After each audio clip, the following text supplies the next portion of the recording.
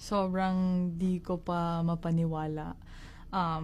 Maraming salamat sa suporta. Sana patuloy yung suporta niyo sa Spent 4 weeks basically demanding that Parliament be recalled and that we legislate straight away. And we do the work, we put the legislation. Kamusta mga kapong Pinoy? Surprise! Excited na akong imbitahin kayong lahat na manood sa mga laban Prime ko. Minister in tears. The Alexandra Eala Australian Open bombshell that has the world stunned. What is going on down under? I mean, seriously, are you seeing this? Because I don't think the Australian Open has ever started with a bang quite like this.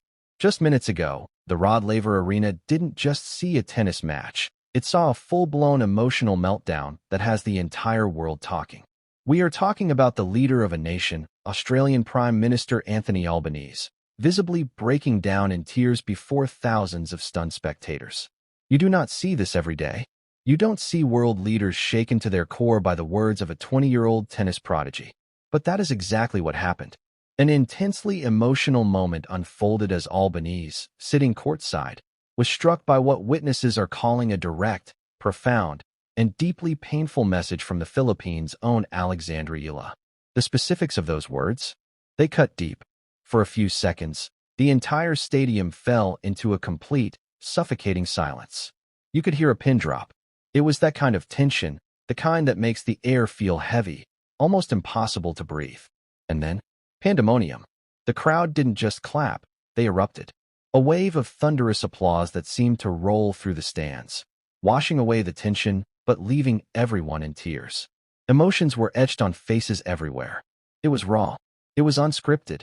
And it set the stage for what is shaping up to be the most dramatic Australian Open of Alexandra Eala's young career. But folks, if you think the drama stops with a crying prime minister, you are dead wrong. That was just the prologue.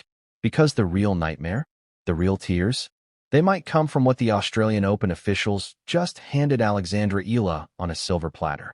We need to talk about the draw from hell. We need to talk about the impossible road ahead. And we need to talk about the heartbreaking choice that might force Eala to choose between Grand Slam glory and the history-making homecoming she's been dreaming of. Welcome back to Champions Tennisistics.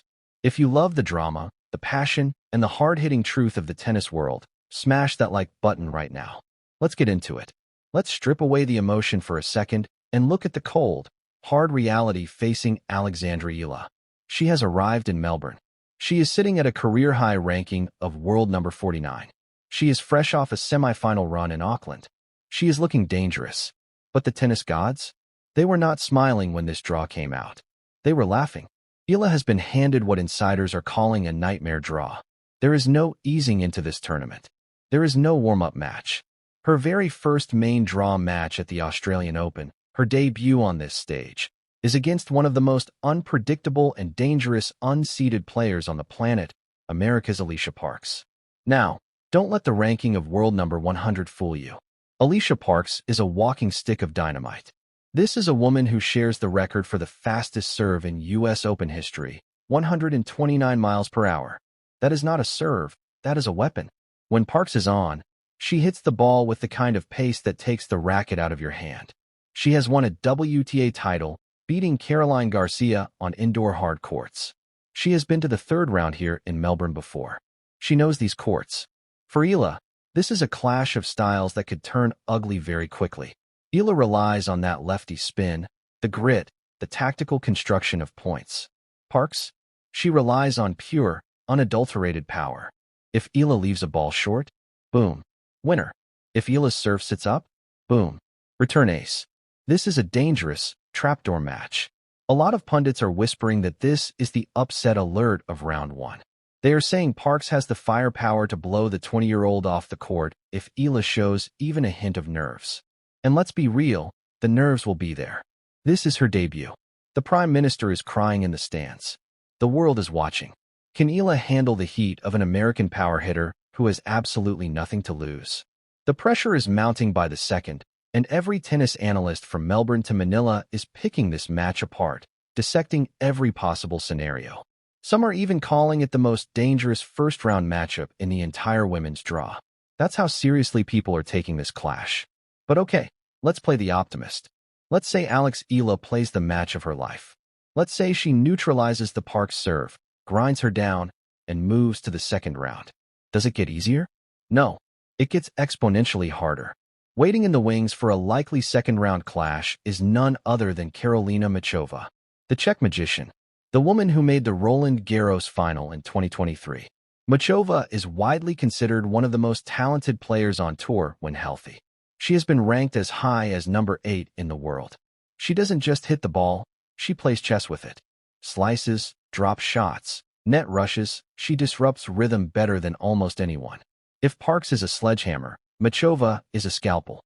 Eala would have to completely reinvent her game plan within 48 hours to survive that.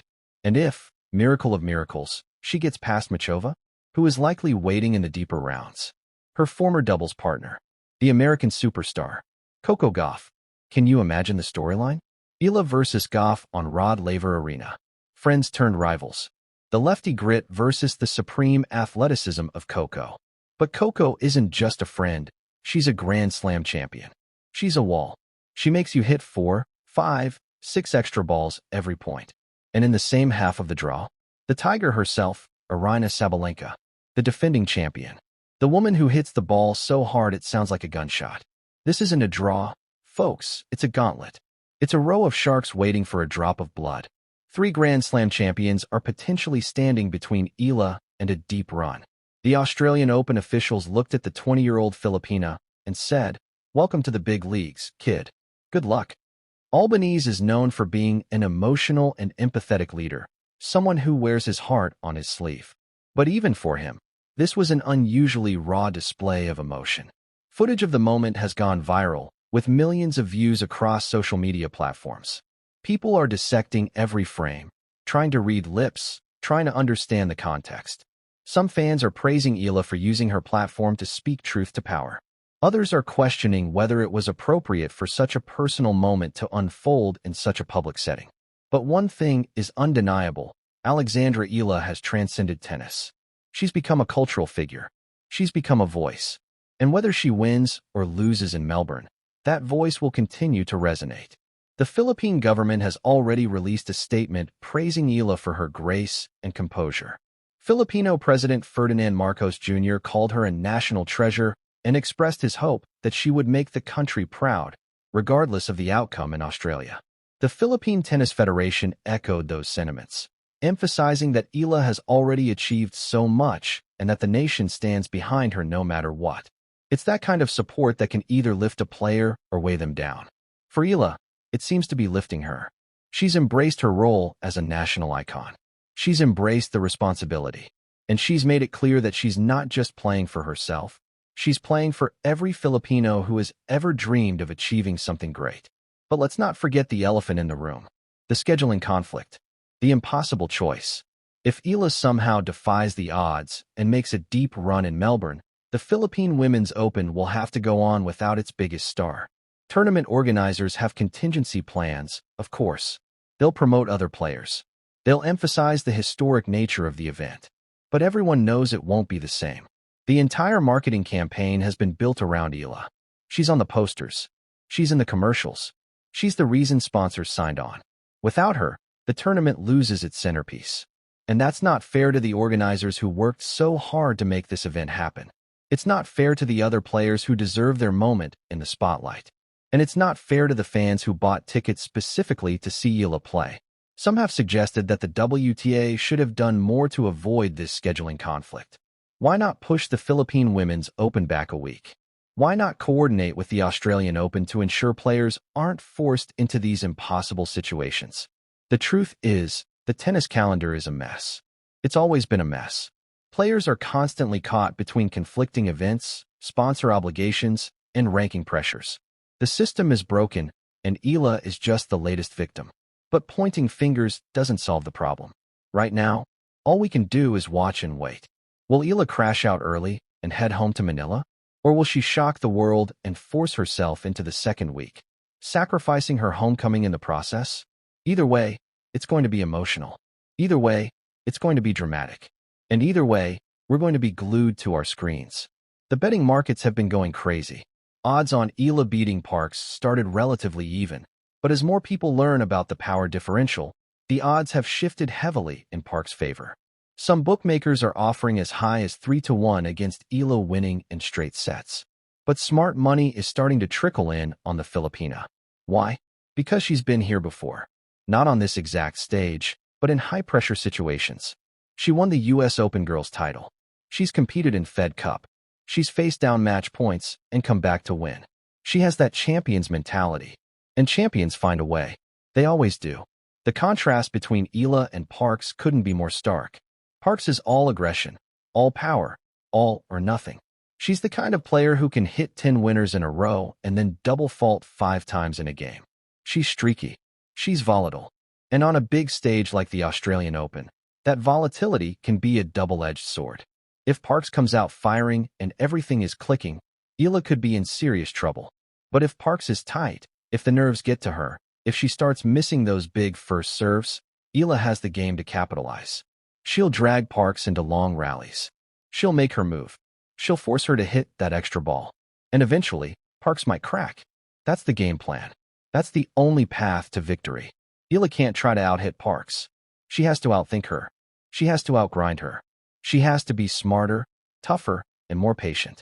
And then there's the crowd factor. Melbourne has a huge Filipino community. Eala is going to have support in the stands. She's going to hear her name chanted. She's going to feel that energy.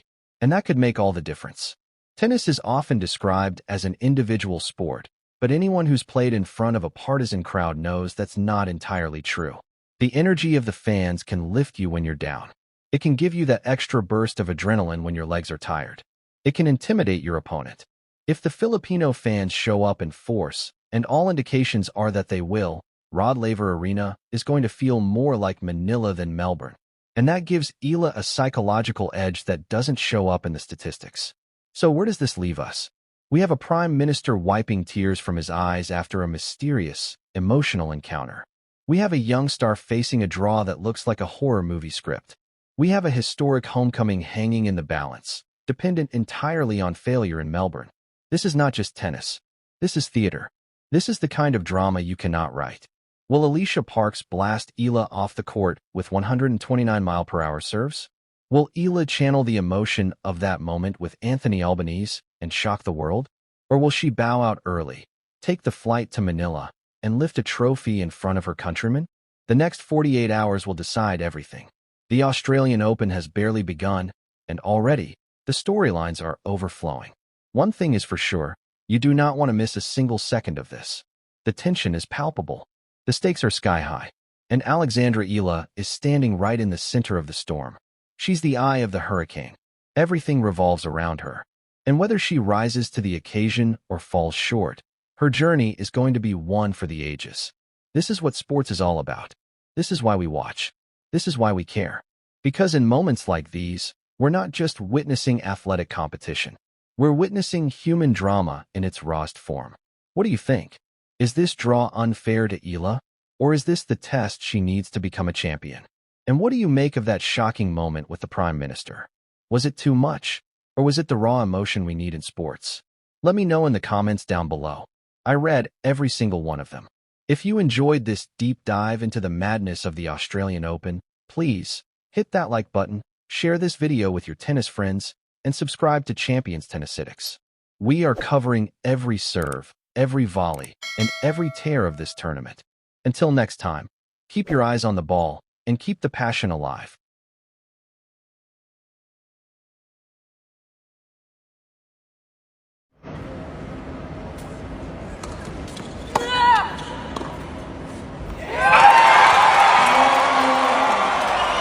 Kamusta mga kapong Pinoy? Surprise! Excited na akong imbitahin kayong lahat na manood sa mga laban ko sa Mubadala Abu Dhabi. Overachieving is a thing, as they say, dream big. I think that we had the... Hi everyone, it's Carolina here. I'm really happy and grateful to be in semifinals again here in New York, and I look forward to